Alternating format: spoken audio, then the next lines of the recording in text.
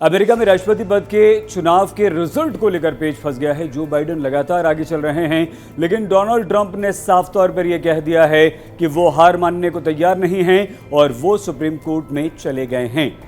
मतलब यह हुआ कि अमेरिका में इस वक्त तक अभी रिजल्ट अनाउंस नहीं हुआ है, लेकिन क्या अमेरिका में राष्ट्रपति कौन बनेगा इसका फैसला अब सुप्रीम कोर्ट करेगा, क्योंकि रिपब्लिकन डोनाल्ड ट्रंप ने यह आरोप लगा दिया है कि चुनाव में धांधली हुई है और वोटों की गिनती में यह धांधली की गई है।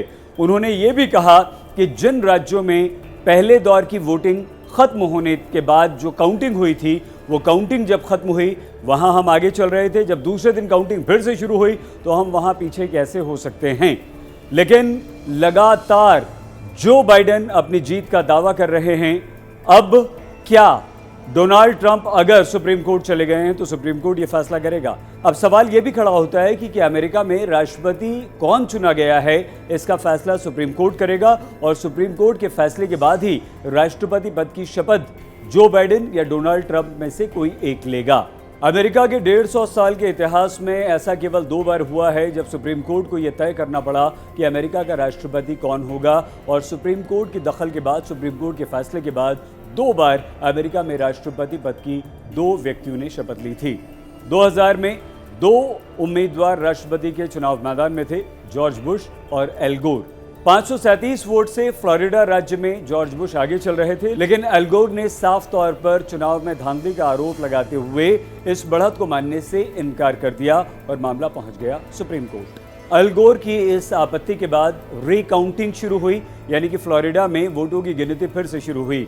इस बात से नाराज जॉर्ज बुश अदालत चले गए, सुप्रीम कोर्ट चले गए और सुप्रीम कोर्ट में उन्होंने रीकाउंटिंग रोकने की अपील की, जिसे सुप्रीम कोर्ट ने मान लिया और यह फैसला दिया कि नहीं, विजेता जॉर्ज बुश ही हैं। तो फैसला सुप्रीम कोर्ट का जॉर्ज बुश के पक्ष में आया।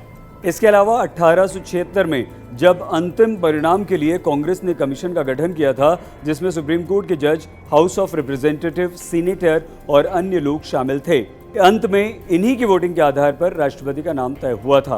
तब रुदरफोर्ड बी हेयस ने अंत में 1 वोट से डेमोक्रेट सैमुअल टिल्डन को हरा दिया था और रुदरफोर्ड इस तरह से राष्ट्रपति चुने गए थे। अब एक बार फिर से अमेरिका में राष्ट्रपति चुनाव के परिणाम जो हैं वो सुप्रीम कोर्ट तय करेगा या उस तरफ बढ़ रहे हैं, क्योंकि डोनाल्ड ट्रंप ने साफ तौर पर मना कर दिया है कि वो इन परिणाम को स्वीकार करने नहीं जा रहे हैं।